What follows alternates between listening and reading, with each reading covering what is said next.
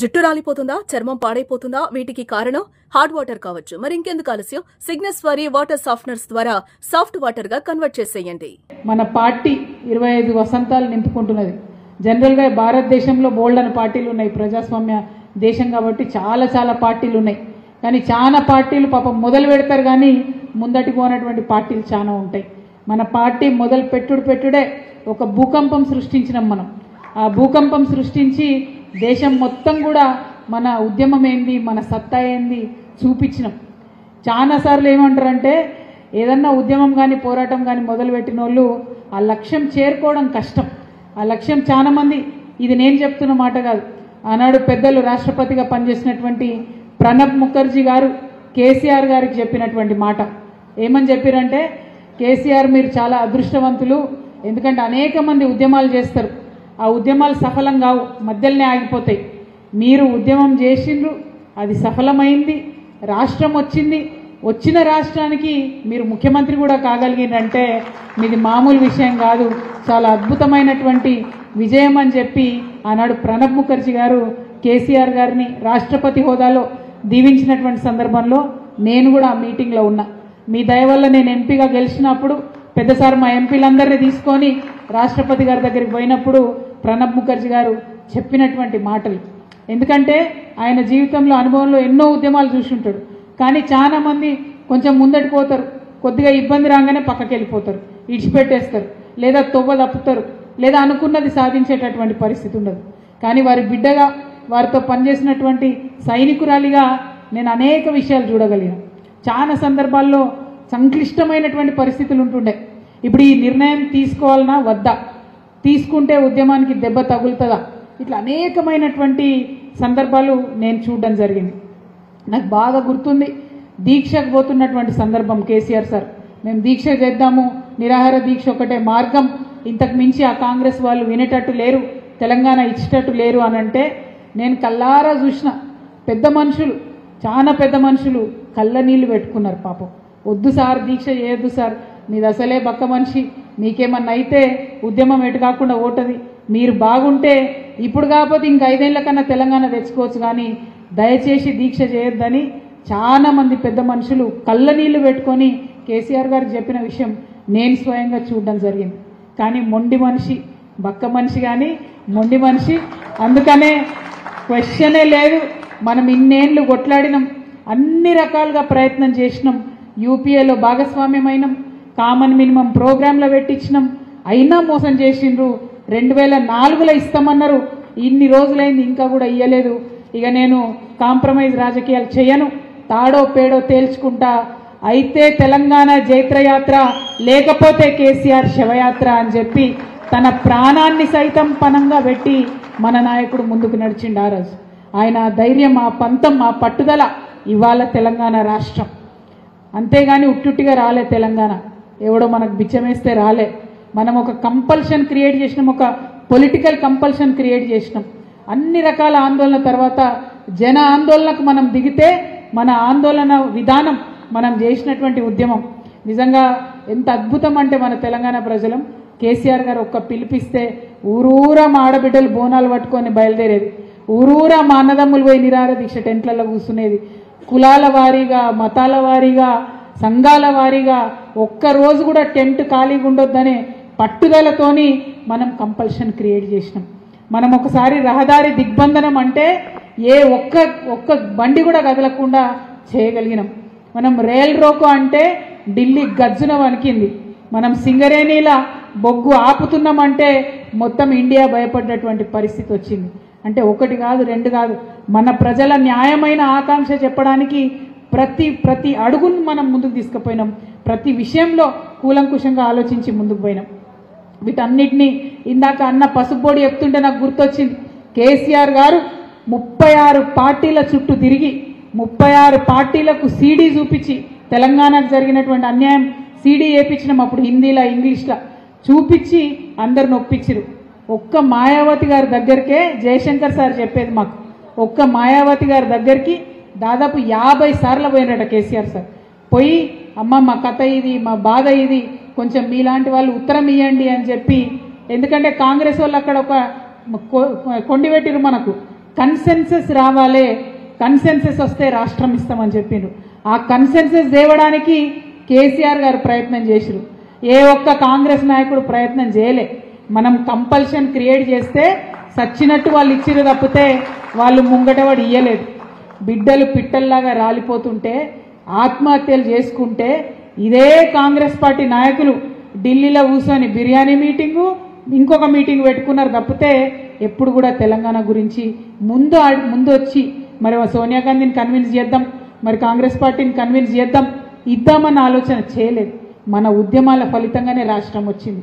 అందులో ప్రతి అడుగులో గులాబీ జెండా యొక్క అడుగు ఉన్నది, గులాబీ జెండా యొక్క కాంట్రిబ్యూషన్ ఉన్నది కాబట్టే జరిగింది తప్పితే ఈ జెండా లేకపోతే ఎవ్వరు ఏమన్నా సరే, ఈ జెండా లేకపోతే కేసీఆర్ లేకపోతే తెలంగాణ అన్నది లేనే లేదు, రానే రాదు. అది మర్చిపోవాల్సిన విషయం.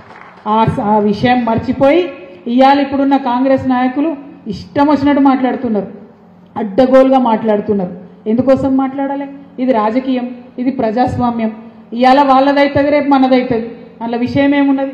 ఇవాళ వాళ్ళది ఉన్నది కాబట్టి ఇంత ఎగిరి పడితే నిజంగా ప్రజలు కూడా క్షమించరు. గోవన్ ఒక మాట అన్నారు, వాళ్ళకు కూడా తెలుసు ఈ ఒక్కసారి అధికారంలోకి వచ్చిన మళ్ళీ 30 ఏళ్ళు రామని. అందుకే అడ్డగోలు మాటలు, అడ్డగోలు దోపిడి. ఇప్పటికన్నా కాంగ్రెస్ పార్టీ నాయకులకు నేను విజ్ఞప్తి చేస్తున్నా, మీకు చరిత్ర ఒక అవకాశం ఇచ్చింది, ప్రజలు ఒక అవకాశం ఇచ్చిరు, మంచిగా పరిపాలన చేయండి. మేమేమైనా చేయంగా మిగిలినవి ఉంటే, ఇంకేమైనా చేసేది ఉంటే మేము చేయలేదు అనుకుంటే అది కూడా మీరే పూర్తి చేయండి. అది పూర్తి చేయకుండా ఇష్టం వచ్చినట్టు మాట్లాడుడు, మంది మీద వాడు దోసుకొని తినుడు. ఇవాళ ఢిల్లీ దాకా వీళ్ళ ప్రఖ్యాతి పోయింది. మొన్న ఢిల్లీ పోయినా నేను ఏదో పనుండి పోతే అక్కడ అందరూ అంటారు కరప్షన్ విపరీతంగా ఉందట కదా మీ దగ్గర, 20% సర్కార్ అట కదా మీ దగ్గర అని అడుగుతారు. ఇక నేను ఏం చెప్పాలి? మనం తెలంగాణ మీద ఎవరైనా ఒక మాట మాట్లాడితేనే గుండె పిట్టినట్టు అవుతుంది. ఏ రాష్ట్రమోడైనా సరే, ఎవరైనా సరే మన రాష్ట్రం బాగుంది, మన రాష్ట్రం నంబర్ 1 అని చెప్పాలి అనుకుంటాం. కానీ ఢిల్లీకి పోతే ఆప్కే పాస్ 20% సర్కార్ చెల్లరా అంటే నేను ఏమనాలి? ఎంత బాధ అయిందంటే కాంగ్రెస్ వాళ్ళని ఒకటే కోరుతున్నాం, ఈ అవినీతి, ఈ డబ్బులు ఏం చేసుకుంటారు? ప్రజల ప్రేమ పొందండి. ఎట్లా అయితే ఇక్కడ ఉన్న మేము పొందినామో అట్లా మీరు ప్రేమ పొందండి. డెఫినెట్గా చిరకాలం నిలబడతారు రాజకీయాల్లో. మరి ఆ కాంగ్రెస్ పార్టీ నాయకులు గెలిచిండ్రు. ఓ పక్క మంది మీద పడి దోసుకొని తినబట్టి, ఇంకో పక్క బీజేపీని ఏమన్నారు వాళ్ళు, బీజేపీ వాళ్ళు వీళ్ళని ఏమన్నారు. అన్న చెప్పినట్టు మొత్తం కంబైన్డ్ కాంప్రమైజ్ పాలిటిక్స్ నడుస్తున్నాయి. 8+8 తెలంగాణ ప్రజలు 8 వీళ్ళకి 8 వాళ్ళకి ఇచ్చారు. మన ప్రజలు మంచోళ్ళు కాబట్టి. మొన్న బడ్జెట్ వచ్చింది, సిగ్గుతో తలదించుకోవాలి ఈ 2 పార్టీలు కూడా. 8+8 = 0 అయిపోయింది తప్పితే ₹1 రాలే, 8 రూపాయలు రాలే. ఇక్కడ మన ఎంపీ గారు నీతి సూత్రాలు చెప్తాండు నిన్న కూర్చొని. పసుపు బోర్డు సాధించే తెలివి లేదు ఈయన గారికి, కానీ బాగా మాటలు మాట్లాడుతున్నారు. మేము పోయినాం, తీసుకొచ్చినాం, చాలా మంది ముఖ్యమంత్రుల దగ్గర లెటర్లు తీసుకొచ్చి ఇచ్చినాం. మీకు ఒక్క మాట చెప్పాలన్న, పసుపు రైతులు వచ్చిపోయారు కాబట్టి పసుపు బోర్డు లాగానే అనేక బోర్డుల కోసం పోరాటం జరిగింది. అది పొగాకు బోర్డు, టీ బోర్డు, అవన్నేమో పార్లమెంట్లో పెట్టి చట్టం చేసిండ్రు. ఓన్లీ పసుపు బోర్డు అంటే ఎంత తేలిక అంటే, ఎంత అలుసు అంటే, ఎంత చులకన అంటే కేవలం గజెట్ ఇచ్చి పెడేసారు అంతే. పార్లమెంట్లో పెట్టలేదు, పాస్ చేయలేదు. అందుకే మొన్న బడ్జెట్లో పసుపు బోర్డుకు ₹1 కూడా ఇవ్వలేదు. ఇచ్చే అవకాశమే ఉండదు, ఎందుకంటే చట్టబద్ధత లేదు పసుపు బోర్డుకి. నేను అరవింద్ గారికి చెప్తా ఉన్నా, నువ్వు ప్రెస్ మీట్లో కూర్చొని పిచ్చి మాటలు మాట్లాడు కాదు. నిజంగా నువ్వు ఇందూరు బిడ్డవైతే, నిజంగా నీకు దమ్ము ధైర్యం ఉంటే చట్టబద్ధత తీసుకురా పసుపు బోర్డుకి.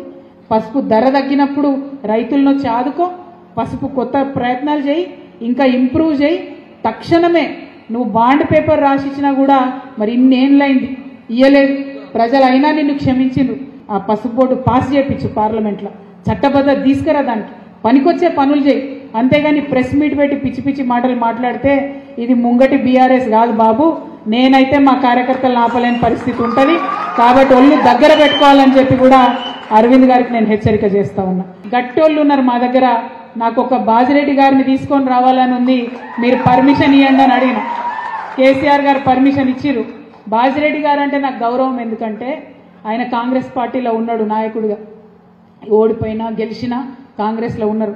ఆ కాంగ్రెస్ పార్టీలో వైఎస్ఆర్ రాజశేఖర రెడ్డి గారిని వారు నమ్ముకున్నారు.